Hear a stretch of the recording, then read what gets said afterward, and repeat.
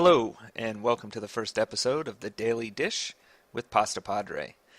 This will be a regular video podcast that's going to evolve into more, but for now it'll be a few minutes every weekday and weekends when warranted, wrapping up the day's news in the sports gaming world with opinions and analysis and highlights of important upcoming or already posted content on pastapadre.com. So here we go, the Daily Dish for September 8th, 2014. NHL 15 is set to release tomorrow, and what should have been an exciting time for hockey fans, really it's been shrouded in negativity ever since the revelation that the Xbox One and PlayStation 4 version has gotten the shaft on features and options, and the 360 and PS3 version has everything but it's essentially been left alone as a roster update. So what EA Sports did today after responding, because really they had to at this point, is talk about some upcoming patch plans for the Xbox One and PS4. They're going to be adding in some of the features that are missing. It's hardly much compared to what's been stripped out. But in September, there's going to be a playoff mode added. There's going to be coach feedback added to be a pro. And the 3 stars of the game will be returning. In Hockey Ultimate Team, there's going to be a few different changes in there. Nothing really significant, though. In October, online team play is going to be added. This isn't EA Sports Hockey League, but it's 5-on-5, which means no goalies, unfortunately. And it's going to be limited to just NHL players.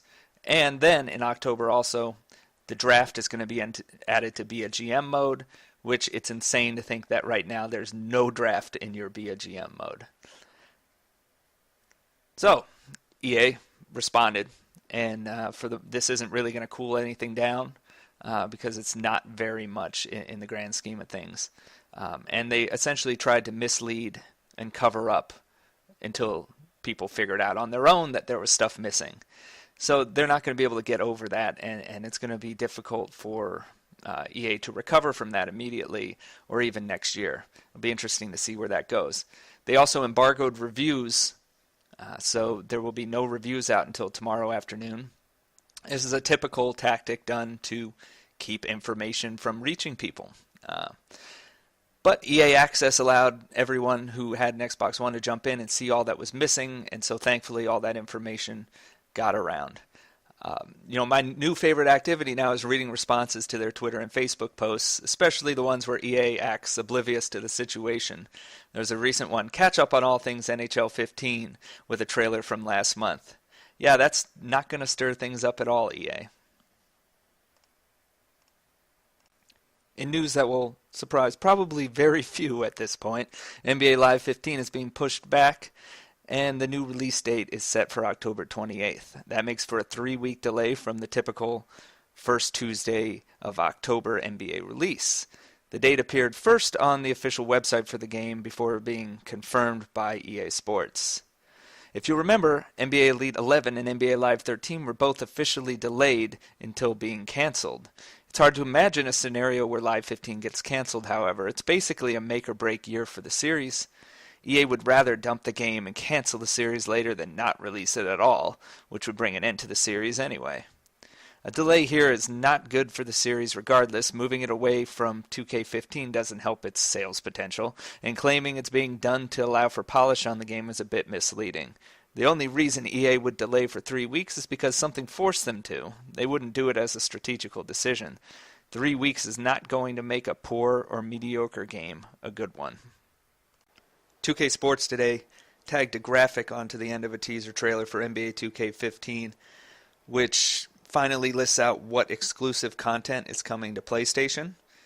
This is stuff that's in addition to the Kevin Durant MVP bonus pack, which is with every pre-order.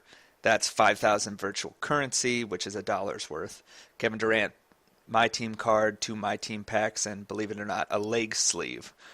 So in addition to that, there's some exclusive stuff on the PlayStation side, PS4 and PS3, but there's what seems to be a new mode for the PlayStation 4 called the Stage, and that's apparently exclusive to the PS4 for a month. So the Xbox One won't be seeing the Stage, whatever that is. We don't know what it is, but whatever it is, the Xbox One won't have it until November 7th. Also included for the PS4 and PS3 buyers are 10,000 in virtual currency. That's $2 worth, and an exclusive My Team card pack for PlayStation Plus members. So that's stuff that PS4 and to a lesser extent PS3 will be getting that the Xbox One and Xbox 360 are not, or in the case of the Stage, the Xbox One won't have access to that until November 7th. EA Sports revealed the top 50 rated players in FIFA 15. Once again, the ratings are led by global cover athlete Lionel Messi, with Cristiano Ronaldo right on his heels. FIFA's rating system only has 5 players 90 plus, with Messi at the top with a 93 overall.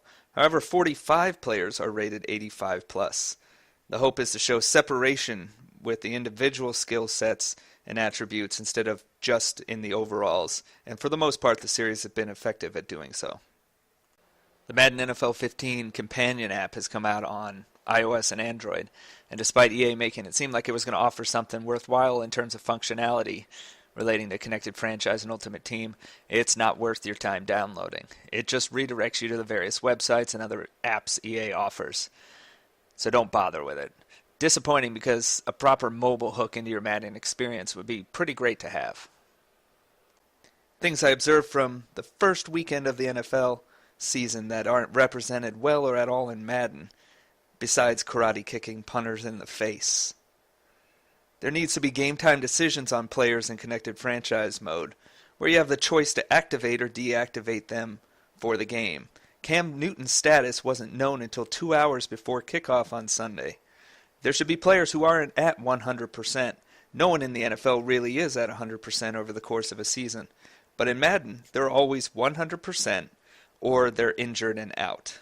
So there should be the choice to play them, possibly risking greater injury, possibly playing at a less effective level, or have them sit and recover fully.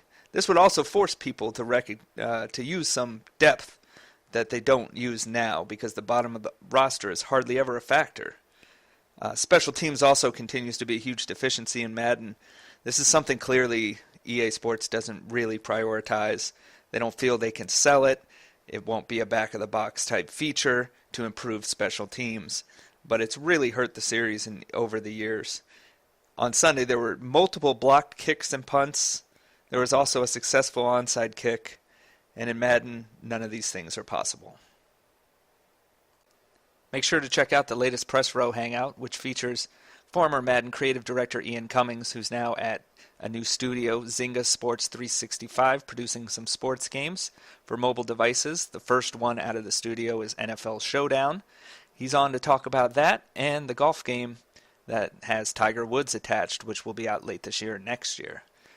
Go to Pastapadre.com for all the latest sports gaming news and analysis. Follow on Twitter at Pastapadre, and subscribe on YouTube. I'll be back tomorrow with a new daily dish. Thanks for listening, everyone.